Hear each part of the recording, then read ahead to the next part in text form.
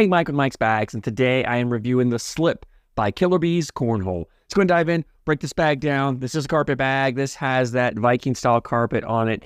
I call it about a 4-speed. It's a wonderful control material. It's great for players who want to play a dirty-style game, cuts, rolls, flops.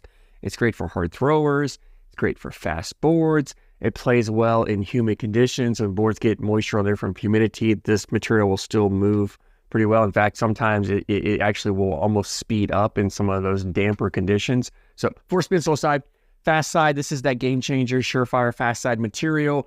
8.5, it's great. It's crazy fast. It's great for pushing, collecting, sliding the boards in any conditions. We're about a 4, 8.5 speed on this bag. The material combination, same material combination you find on the BG Mercenary or the Fly Magic. If you throw those bags, that's the material combinations. Now, the rest of the bag's a little different.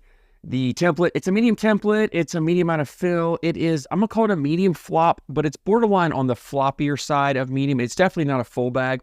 It's not the floppiest bag I've thrown, but it does have a good amount of flop to it, which that flop actually adds to the forgiveness of the bag when it takes some of that kick out, as well as the fill. The fill in here is 100% flat fill. I think it's all flat disc. I can't seem to find any beads of any sort. I think it's all flat disc fill in this bag.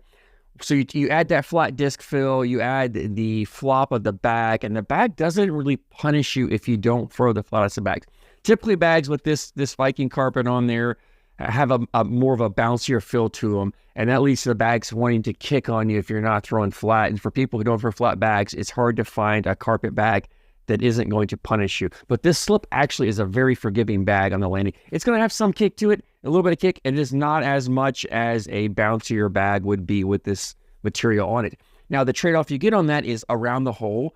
The bag does a great job as far as grabbing the hole. The flop of the bag makes this bag more forgiving at grabbing the hole. So if you're missing left or right, this bag wants to grab better than some of those fuller versions, a fuller carpet bag would, like the BG Mercenary.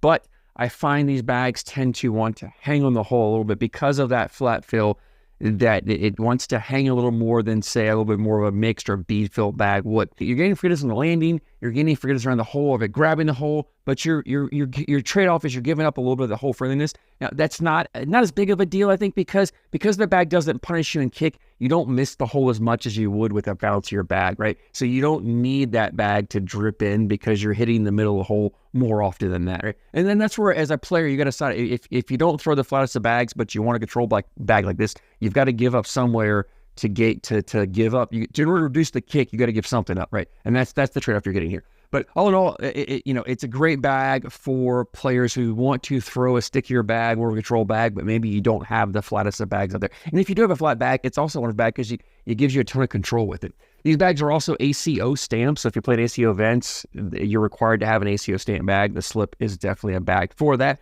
Let's go ahead and dive into playability of these Slips. And as I mentioned, it's really a control bag.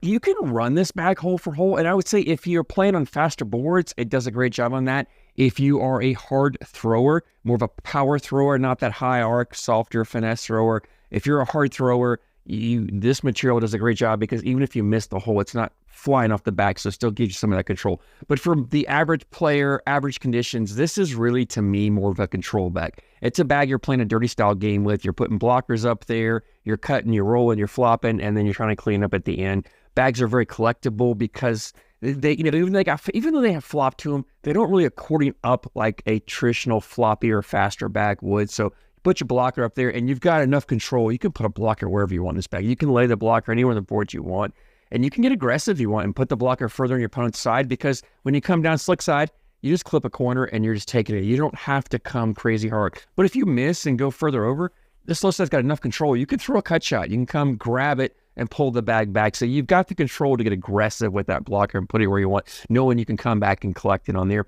These bags are also great at shaping shots. Maybe not the best at it because of that flat fill, the bag wants to land a little softer, doesn't have that movement, a hop, the bounce. But I had no problem cutting this bag. If you're a rollback thrower, average to above average, you'll have no problem rolling it. Maybe not the best bag to learn a roll or flop on, but if you can roll them to some degree, you can definitely roll these. So definitely, this is a wonderful bag for shaping shots, which means you throw your blocker up there, you're going to cut around it, you're going to roll over it, you're going to get around it and then clean it up at the end. Or if your opponent throws a blocker, great bag to, step out, get around the bags with cuts, like I said, roll over. Gives you a lot of options. So whatever's on the board, kind of congestion on the board, you have a ton of options. And bags like this are what I love for playing that dirty style game, whether I'm playing against an opponent plays a dirty style game or whether I want to. Like I said, you can create a lot of chaos, a lot of congestion, and then this fast side is fast enough at the end, you can come through and clean up and collect multiple bags. And because the bags have the flop and they're not that full, I didn't have an issue with these bags clogging the hole. Yeah, a couple times I think I had when I was trying to collect them, they would, especially when the bag was on the side, they wanted to bunch up and hang there. But as long as I had another bag, I could put them in. Like, I don't recall having an issue where the bags bunched and clogged and didn't fall. Even if they bunched, they were collectible, they were going to go in. So I didn't have an issue with that. Around the hole, the bags were fairly collectible. As long as they were on the front or the sides, I didn't have a problem clipping the bag and taking it in. When the bag got around the back edge, just hitting them didn't take them in. You're going to have to come with more of an air milk drag or get really, really aggressive to hit that bag and bring it back in.